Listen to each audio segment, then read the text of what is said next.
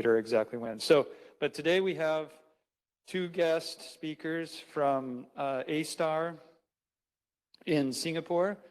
And I don't know if you've heard of A-Star, but it's it's a very large research enterprise in Singapore that's funded by the government, I think mainly.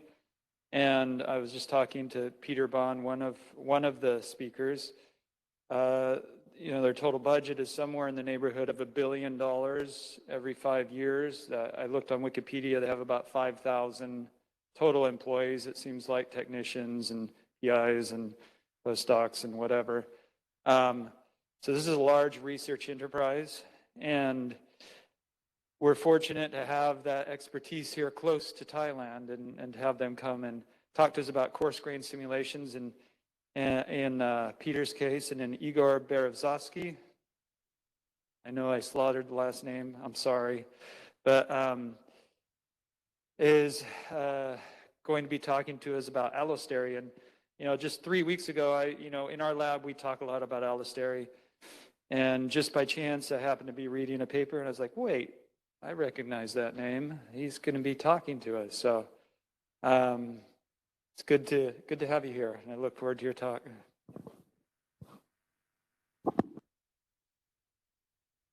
Yeah, thank you for this introduction and for having us here. So I'm going to talk about Allostery, and since audience is pretty kind of wide, I'll make it on the basic level, trying to touch upon different aspects of Allostery. But by the background, I'm a physicist, so the major development in my group in BI is what we call structure-based statistical mechanical model of Allostery, which we developed a few years ago, and now we are using it, analyzing Allostery, making some predictions, collaborating with experimental groups, and I'll try to describe step by step. First of all, what is Allostery? Allostery comes from two Greek words, allosteros, so it's like other body. And in case of proteins, it means that if you have a catalytic site where substrate is bound, then there is another remote site binding to which would affect function of the protein through the dynamics of the structure. For the first time, it was formally defined in this seminal paper by Jacques Monod, Jean-Pierre Changeux, and François Jacob. And they said that in many proteins, there should be two remote sites. Binding to one site would affect active site. And you have to understand that it was 1963, and that time there were only 2 or 3 proteins crystallized, and their data was very poor and very simple on the basis of simple biochemical experiments. And they made these conclusions, not only this, we will see more today.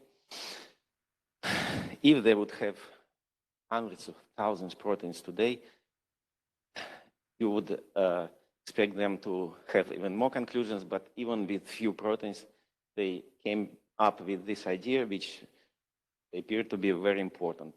Up to the point that in 1971, Jacques Monod wrote a paper calling Allostery's second secret of life, after the first secret, which is genetic code. Now, why we are so interested in studies of Allostery? There are 2 reasons. Basic reason, because it's like very interesting from the scientific point of view, from the point of view of how physics works in biology, how very simple, elegant, and generic mechanism takes part in regulation such a complex thing as a protein function. And you will see in a moment why I call it very simple, elegant, and generic mechanism. Then, from the side of applications, we are starting to talk more and more about allosteric drugs. Allosteric drugs, I don't know how much you are familiar with drug design and everything, but very briefly, if you have, oops, sorry. If you have usual drug, it usually substitutes the substrate on which protein works. But allosteric drug, as we already said, binds somewhere else. So there is no competition. And then instead of on-off mode for usual drug, it can kind of tune activity of the protein. At the same time, it's always remote location, and then there might be few different locations where different ligands will bind and affect different functions. For example, one function can be catalytic, then another effector may affect, for example, protein-protein interface. And there are many advantages provided by allosteric drugs, enough to say that it can help to avoid toxicity, which is typical for drug design. For example, if we talk about kinases, we have 600 kinases in human body. Then a major target for usual drugs is ATP binding site.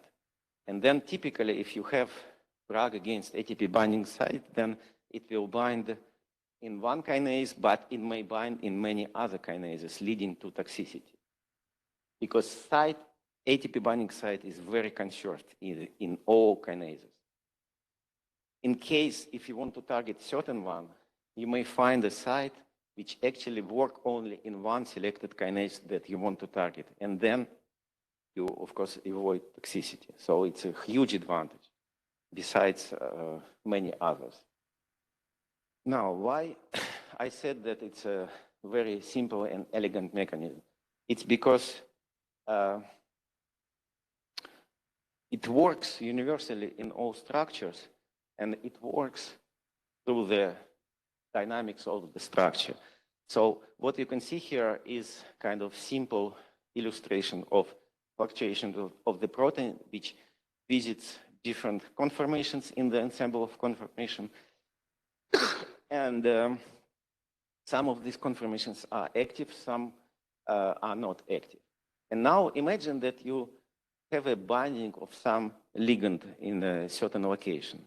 If this ligand affects degrees of freedom, which work also in some other location, then dynamics in the other location will be also affected.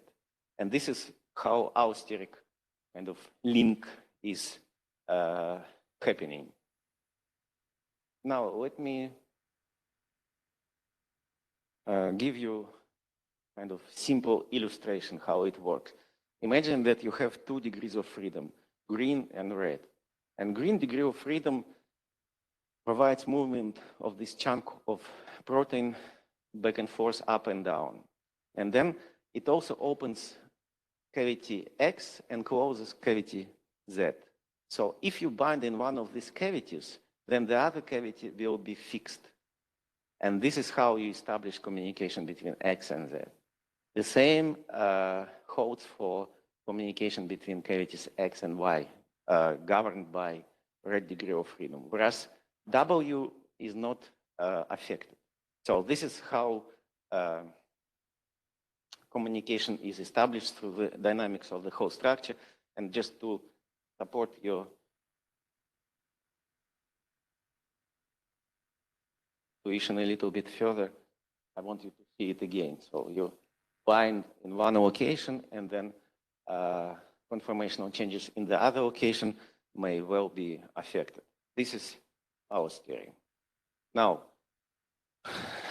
when you look at what happens here, so basically you immediately see that you have to study dynamics of the structure. You have to study effect of ligand binding, and you have to quantify energetics associated with dynamics and effects of ligand binding. And this is basically what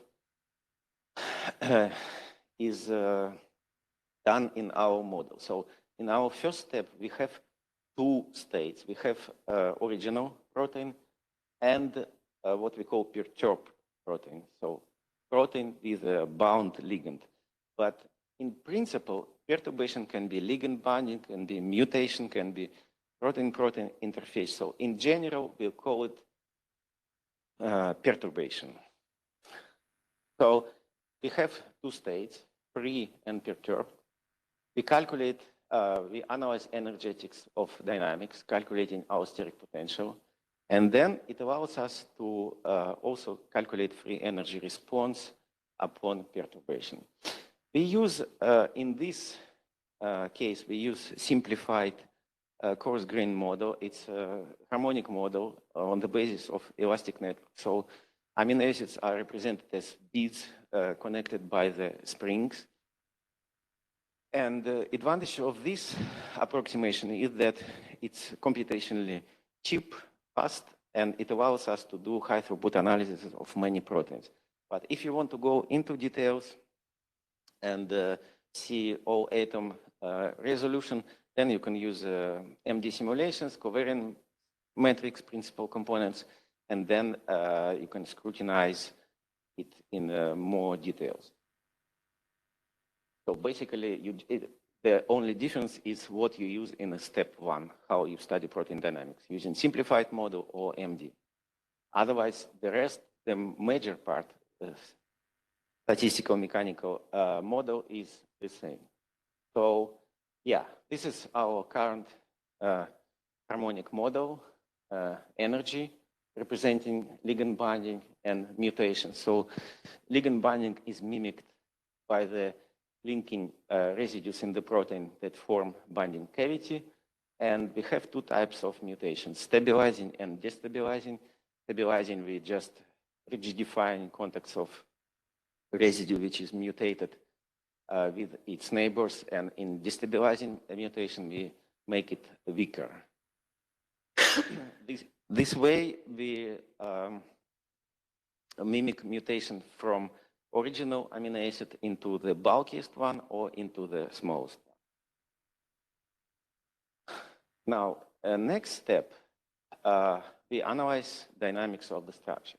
So upon perturbation, dynamics is changing. So residue, which is affected, residue I, it is affected by the dynamics in the free, unperturbed, and perturbed structures shown here in blue and yellow.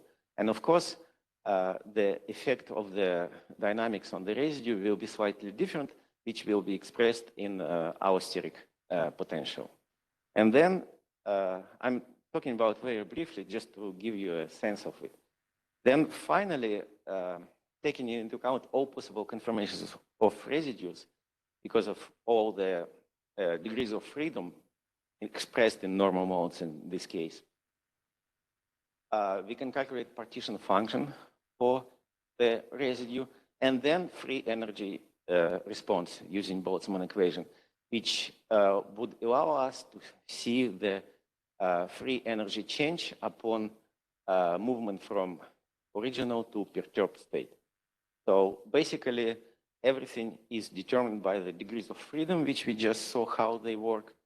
And we compare two states, original and perturbed, and we see change of the free energy in per residue approximation. It's very important that model gives you chance to analyze allosteric response in per residue approximation. This is kind of a little bit funny, but I think useful representation of what happens.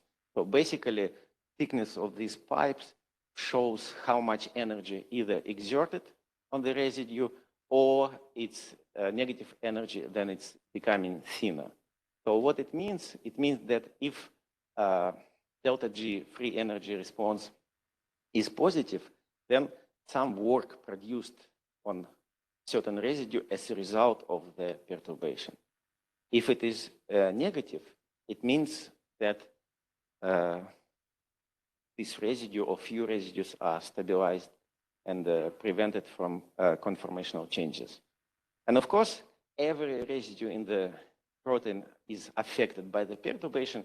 That is why it's important to see kind of really outstanding values which show you that something is happening. That's why we kind of estimate what we call allosteric modulation. So it's delta H, which is free energy with subtracted subtracted the average free energy over the chain or protein, depending on what we analyze. And the allosteric modulation is our number which gives us effect of the perturbation. Now, this is just few examples how it works for real allosteric proteins. There is a number of allosteric proteins for which allostery is well documented in experiments, and people know about the functional allosteric sites. They know what are the effects of the sites on each other. And just to show you a few examples, this is aspartate carbonyl transferase. There are two trimers, functional trimers, and 3 dimers with allosteric sites. And you can see that upon binding of allosteric ligand, of course, it's becoming red because it's negative delta G, because it's stabilizing a place of binding. Then some work is produced on the location of functional sites. In this NAD-dependent malic enzyme, you can see a blue area emerging upon binding of to our location of allosteric sites. Here we have inhibitor CTP binding in this, in the center, and then functional sites are shown in blue here, so work is produced on them. The same is here. Serine is allosteric ligand, and then there is a work produced, and which means that there are conformational changes in functional sites. And you can see that model works, and we checked it on all other proteins with documented allostery. It works properly, but the question is, of course, what can you do with this model? If you make some model, you want to make it with some predictive power, you want to use it in something. Now, of course, what would be useful is to be able to predict allosteric sites, because in many cases, in most of the cases, allosteric sites and handful number of known so far allosteric drugs, they were found by chance. It's really not clear how to find, how to look for allosteric sites, and what was happening, people were using different compounds, and all of a sudden they were working, but they were not working competitively with the substrate, and then they were crystallizing proteins and finding that they bind somewhere else, affecting the function from the distance. So, and then also there are many indications there that even with known currently allosteric sites, there are many more which we don't know, but they do exist. It's just a question how to find them. They are called latent sites. And our idea was very simple. We came up with the hypothesis that if you have a signal between allosteric site and a functional site through the dynamics of the structure, and then it affects the function, then perhaps we can reverse this signaling. What if we perturb functional site? Why wouldn't it send the signal to the locations of allosteric sites? Or at least it will show us areas of the protein which are allosterically linked to the functional site. That was the hypothesis, or hypothesis of reversing the perturbation. And you can see that it worked out perfectly. So basically now you see these red areas. These are areas of functional sites which we bind ligands to them, we mimic ligand binding, and you see that actually work is produced on the locations of allosteric sites. So yes, we can use reverse perturbation in order to see allosteric sites, and of course, on top of that,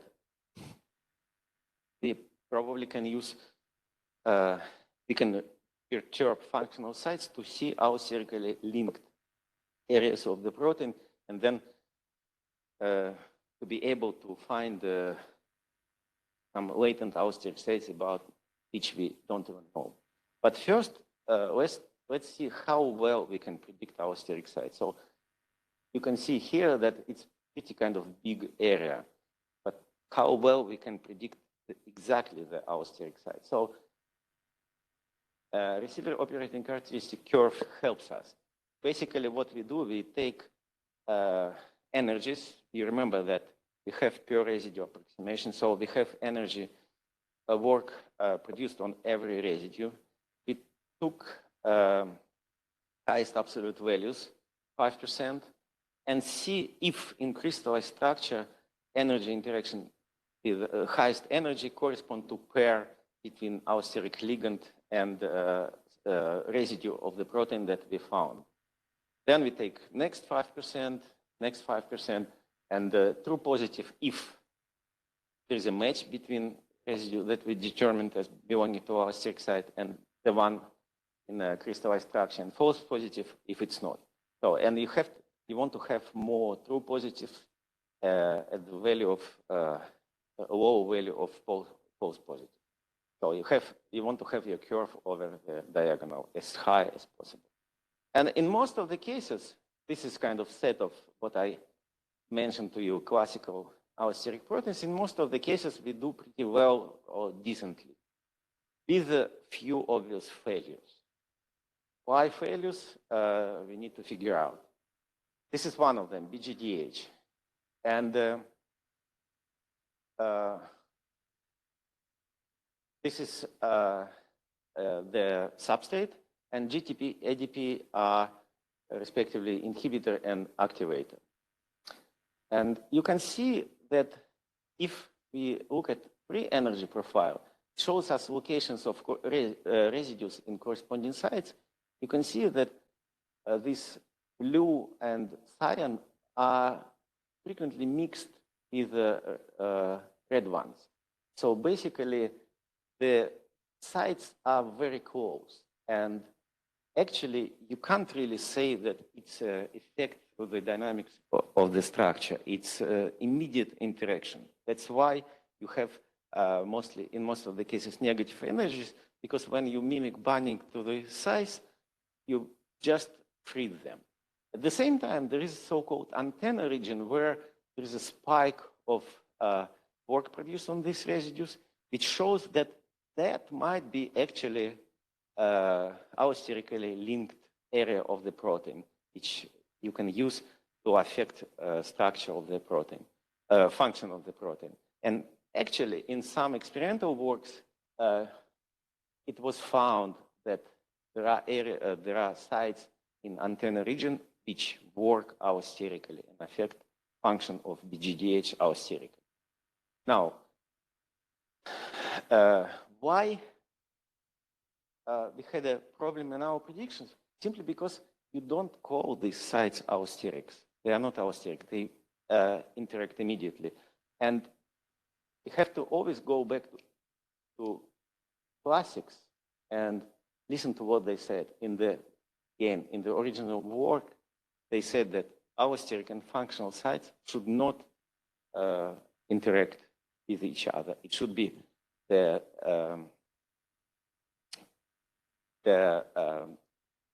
interactions, the work of allosteric sites should take place through the dynamics of the whole structure. So sites should be remote. And it made us to introduce operational definition of allosteric sites. So basically, we have to make sure that sites that we consider are separated. How to do that? Well, very simple exercise. You link all the residues of two sites, and you make sure that most of them are at the distances exceeding some cutoff.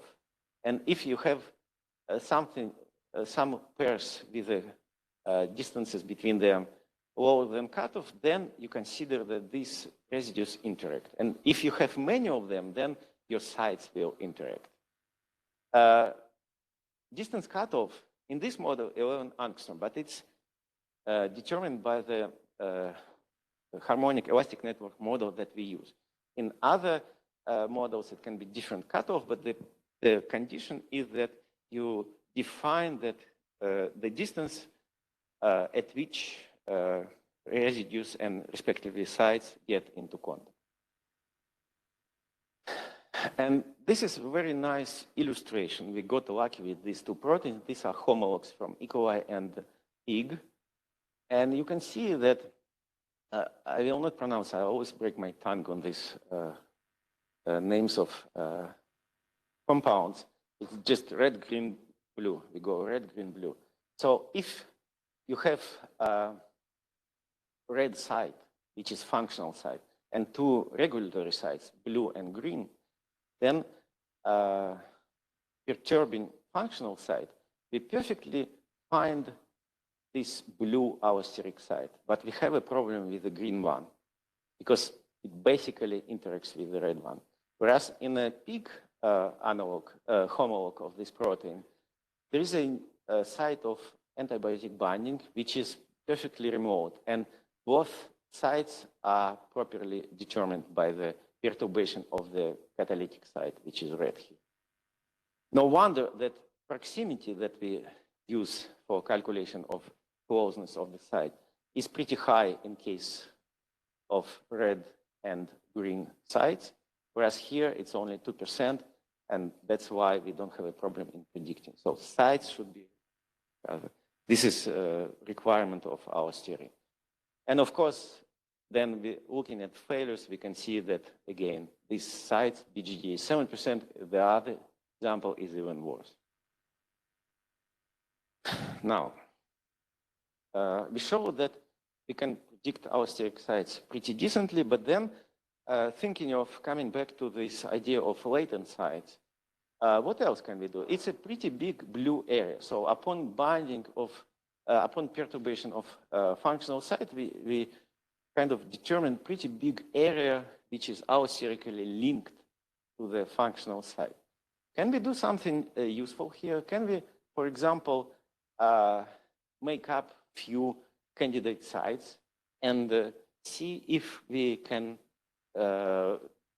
find some ligands that would be useful and, for example, bind somewhere else and help us to affect the function. So original allosteric ligand, fumarate, binds here, and it sends minus 0.18 kcal per mole. By the way, I forgot to say that free energy, we calculate its real energy units in kcal per mole. Closer? Okay. Sorry. So this is native site, fumarate. And then we have 5 candidate sites in different locations. They are shown here. Number 5 is actually control. You see, it's kind of in the area of whitish color. We just want to make sure that it will not be allosterically linked. And it is so. We see that it's perfect control. At the same time, site number 2 sends practically similar energy. 3 very similar, 1 much stronger, and 4 very strong but with opposite signs. So basically, you can also imagine that if your effect of natural allosteric ligand is activation, then if you have opposite sign, it may mean that it would be inhibitor. But let's see first what can we do with this site and how can we use it for kind of obtaining some allosteric ligands. It appears that site consists of 5 residues. That we made it so. It didn't appear. We just made it. But if we split it further, then it appears that only 2 residues can give practically the same allosteric signal, and 3 others very different signal. And it has a lot of consequences. First of all, from the point of view of site, it means that you can obtain very different energies in this from allosteric signals from the same location, changing slightly structure of the site. From the point of view of ligand, it means that these are kind of simplified representations of ligands, show you that you can screen the libraries of your ligands and find the one that match, that gives you necessary energy of allosteric signal and that can bind to one or another side. And of course, you can see that it's kind of a lot of possibility for tuning this pair. It's not all, in case of allosteric ligands, you have to remember, and if we think about design of allosteric drugs, it's not only about design of ligand. It's also a possibility to tune the site. So you kind of you design both site and ligand. You design pair. And of course, since we have pure residue approximation, adding or removing one of the residues will affect energetics. So basically, it shows us that we can take under very detailed allosteric control the function of the protein. And in order to do that, we need some generic characteristic which would characterize allosteric signal from any position of the protein to all other positions of the protein, whatever you are interested to consider. Of course, in different positions, you have originally distinct amino acids. And then it's a big story to consider all possible mutations, and it's hard to compare positions. We need to compare positions. For that, we propose to calculate allosteric modulation range, which doesn't pay attention what original amino acid you had in this position. It just gives you a strongest signal which you can obtain replacing smallest residue in the position into the bulkiest residue, or vice versa. It just changes the sign of a signal, but it gives you the kind of maximal energy which any position upon mutation sends to all other positions in the protein. And we call it allosteric signaling map. So again, when you need to go into details and consider specific mutations, of course, you consider it. But to have a signaling map to see how, in general, different parts of the proteins are allosterically linked, we produce this allosteric modulation range. And this is how it looks like. This is homotetramer, approximately 1,300 residues. This is cyclic tetramer, 1,600 residues. This is one chain, 4 domains, about 1,000 residues. And these are allosteric signaling maps for the proteins. So you can consider any position and see how it would affect the rest of the structure upon mutation. Combine few positions, you can build a site and see how this site, binding to the site, would affect function of the protein. Then thinking of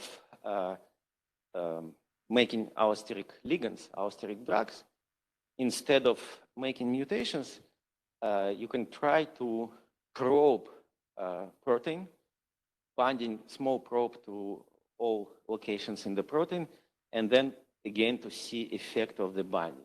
So basically here we go with a small probe, 3 residue long probe. We eventually bind it to the protein, and we see what signals it sends to different parts of the protein. For example, this is phosphofructokinase. This is its functional site, and you can see that responses can be different. So in some cases, some probes send kind of positive energy, meaning that there will be conformational changes here.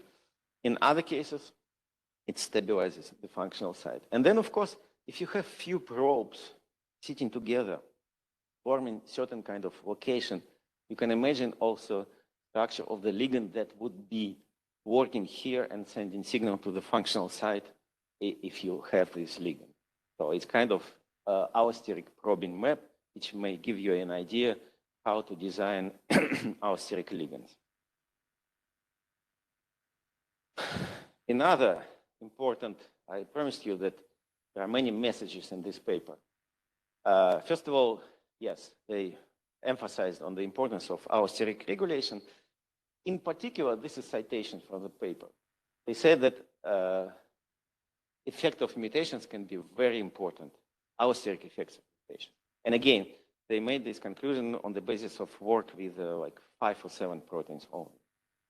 Now we have tons of data.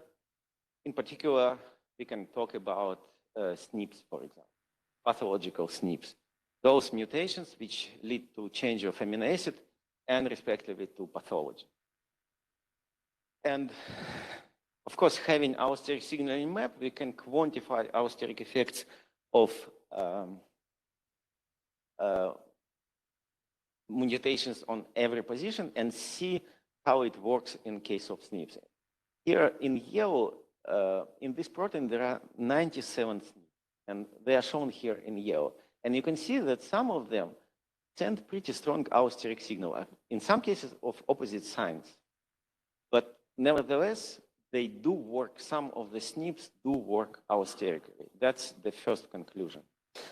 At the same time, you can see that they are marked here as by asterisk. At the same time, there are other positions that tend, and these are residues of catalytic site. So these other positions send very similar signals. So in other words, if these positions mutated, you might also cause some kind of pathological development. We call this phenomenon allosteric polymorphism. So there are positions which send the same allosteric signal as known SNPs to catalytic site. And they have to be taken into account when expansion of cancer landscapes is considered. They have to be taken into account in diagnostics, in many different aspects of personalized medicine. Another factor that can work as perturbation is order-disorder transition. I think you talked about it. I heard something yesterday, so you understand what is order-disorder, but consider, in this case, consider protein as a closed system, and if there is an influx of energy into closed system, then there is a redistribution of the energy. And then if you kind of bind something, making it ordered, then there will be conformational changes somewhere else. And if you introduce disorder, then some other parts of the protein should be stabilized. This is order-disorder transition or disorder-order, whatever you do, as perturbation that work in allosteric signaling. This is a real example where they introduced a disordered loop and obtained stabilization of these two loops in a RAS protein, which is actually involved into different pathways in cancerogenesis. So a very important target, one of the examples. Now, previously I was talking about structural aspects, how physics works, and now I would like to ask a question. What if we look at allostery from the point of view of evolution? In other words, you have these structures that show certain dynamics, and it's interesting what conserved allosteric signals one would see depending on the structure, and what would be the diversity of signals which you can observe in the same structure but with different sequences. I guess you know, or at least you have to know, that structure is always more conserved than sequence, right? That's why you have folds with many different functional superfamilies with very low sequence identity, but they still show the same structure. Structure is always more conserved. There's also notion of designability, which I'm not going to discuss now, but if you're interested, we can discuss it, which actually shows that some folds are much more designable, like, for example, this beta alpha barrel. From the perspective of sequence, it means that in this fold, you can thread in many different sequences with low, very low sequence identity.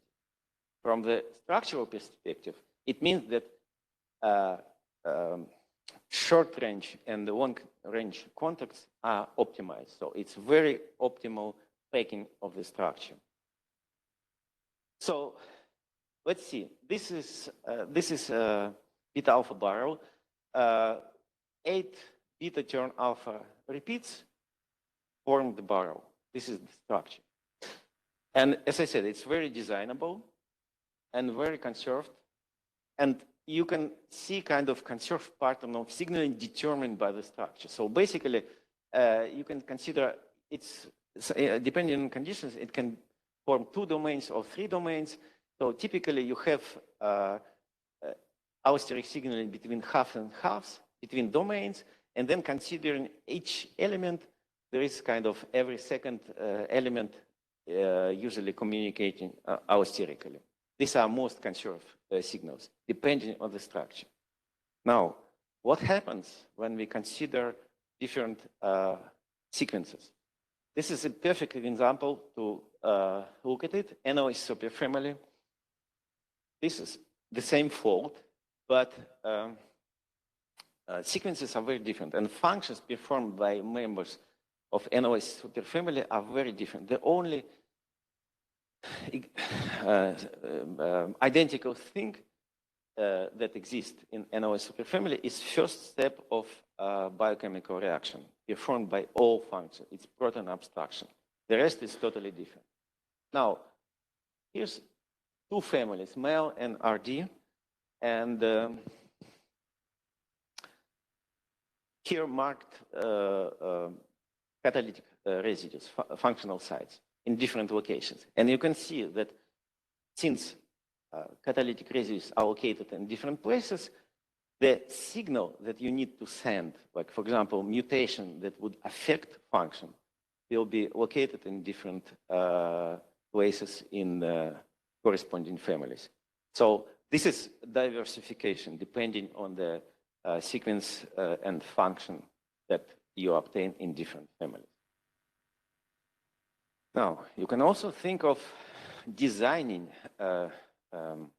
folds or scaffolds with required allosteric signaling, local and global. For example, let's consider one of the domains of this alpha beta barrel. It's like 3 repeats of this beta turn alpha repeats.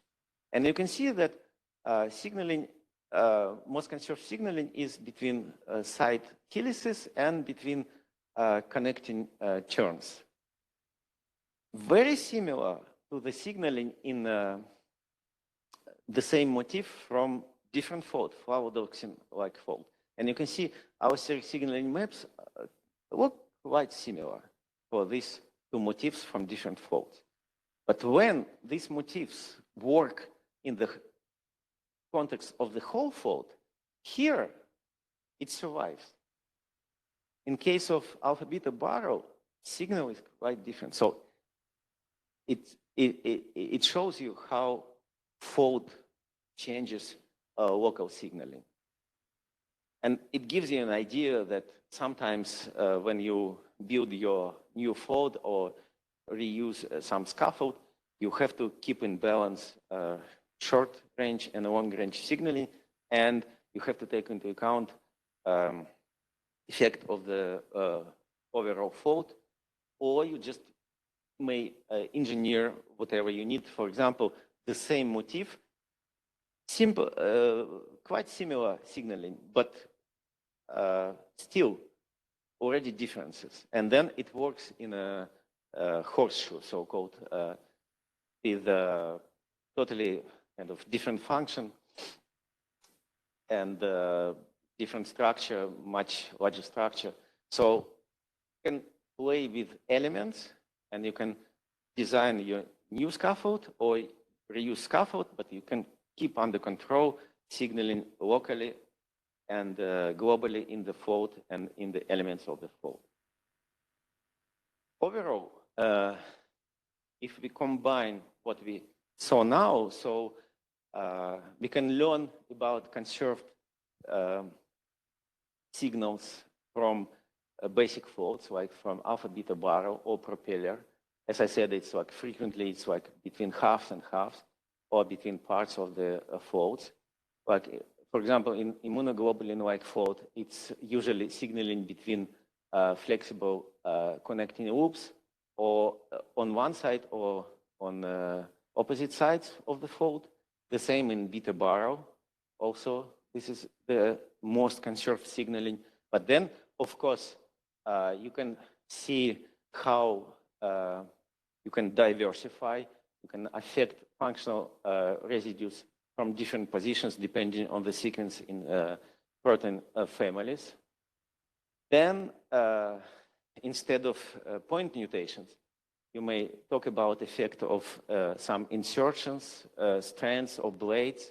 Then you can talk about oligomerization, where you have few folds getting together, like in antibodies, and making signaling long range. And then, of course, you can talk about design of allosteric effectors, which would affect either protein function or protein-protein interfaces. And with all this kind of diversity of possibilities, you can solve different engineering and design tasks. How would we help you to do that? We built this web server, our Sigma, which actually allows you to analyze allosteric signaling for known sites. It allows you to build your own site, so you can pick up few residues and construct the site and see how it would affect functional site of interest. It allows you to analyze effects of mutations individually, few mutations all together, or effect of mutations together with sites, how the mutations would affect signals from allosteric sites. And it also allows you to do probing if you think of designing some allosteric ligand. So there are many things here. Here there are few jobs which are pre-calculated. You can just go give these names and try to play with it and see how it works. Otherwise, there is a very detailed tutorial, and you can just read it. It will be pretty clear how it works. And if you just want to take a look first, we also have a database with a set of some 50 allosteric proteins, classical allosteric proteins with well-documented allostery, for which it's all pre-calculated. You can just go and see all known sites, what is the signaling between them. There's a lot of information, what are they, inhibitors, activators, so you can kind of analyze it. Then we have allosteric signaling maps for PDB select chains. It's a set of protein chains with low sequence identity, so it's guaranteed that they have different folds. You can see how signaling takes place in different folds.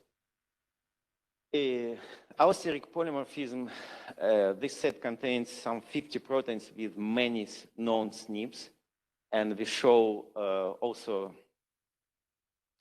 what we can give you in addition. So we show allosteric signaling maps, and you can pick other residues which would send the same allosteric signal as known SNPs. And last year we added our maps for PFAM. It's TR Rosetta predicted domains from PFAM. And just to assume that you may ask about AlphaFold, we already calculated for AlphaFold database. It's like some 13 reference organisms and approximately the same amount of parasites. We have this data, and it will be updated when we publish corresponding public. So you may try and see if it would give you some ideas, and if you have some questions, we'll be happy to answer you. Just contact. We'll be having this discussion. Thank you.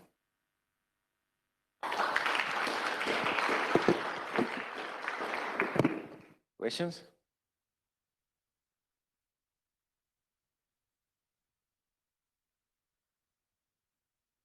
Okay. Yeah.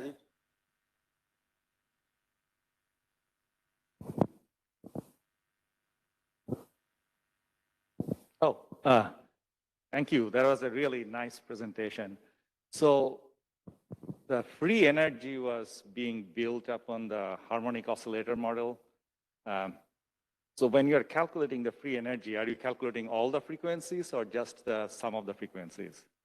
You can calculate as many as you want. We calculate 10 slowest for obvious reason, because Allostery is kind of taking place through the dynamics of the whole structure, which are slowest modes, which affect the whole structure. And it's been shown actually that it is sufficient, except some cases where you need more details, it is sufficient to calculate 10, 20 lowest frequency modes. So, but it depending on your task, sometimes you may consider high frequency modes as well. It's just that, you know, again, as I told you, it's a trade-off between speed of calculation and exactness of results. Since it's a coarse-grained model, it doesn't really make much sense to take into account high frequency modes. It will increase cost of your calculation, but wouldn't give you more detailed answer. Yeah, right? that was actually my next question. So like because you made a nice database, is there an idea how many of the allosteric proteins are driven by the lower frequency, maybe mainly structural changes, versus how many are typically driven by the higher frequencies? So in most of the cases, it is sufficient to talk about low frequency modes.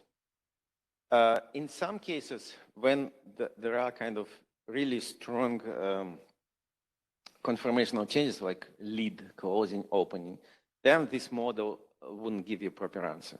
In this case, you would need to do MD and kind of obtain all these corresponding moves, then it will be fine. But as I told you in the beginning, so what you do, you just replace first step with harmonic model with MD, and then you get everything. So it's, again, it's a trade-off. And of course, to calculate all this, to recalculate all these databases, you cannot do MD. So if you want to see a big picture, how in principle it works in different types of faults, how it changes, you do coarse grain. When you want to scrutinize, when you want to really design your drug, of course you do all 8. Thank you. Thank you.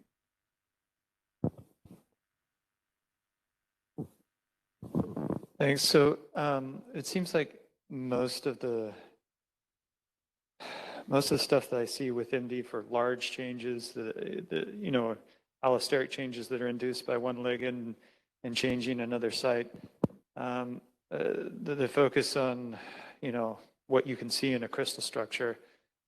I mean, given the way that you're looking at this with the normal mode analysis,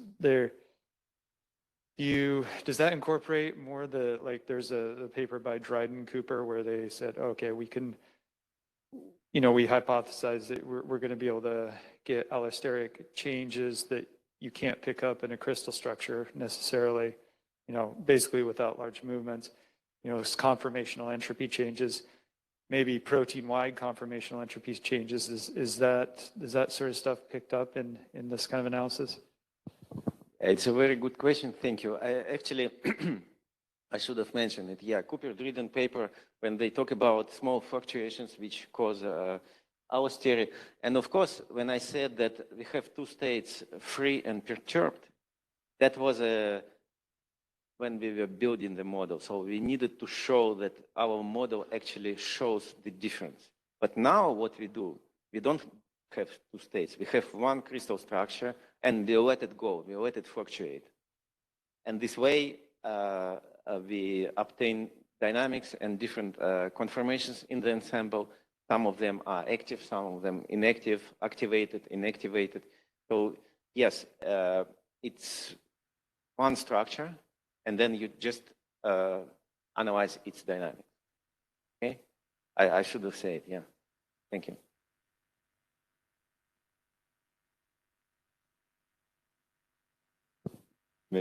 To make it a trifecta, so you get all the lead instructors. On your last slide, you pointed out that you've got computed allosteric interactions for PFAM domains in addition to all proteins. How often are those are allosteric sites or allosteric interactions just within a domain versus across domains? If you go back to your previous slide, you've got allosteric maps for PFAM domains, and you've got allosteric maps across full proteins, which may frequently contain many domains. How frequently are those relationships within a domain versus across domains? Does that make sense?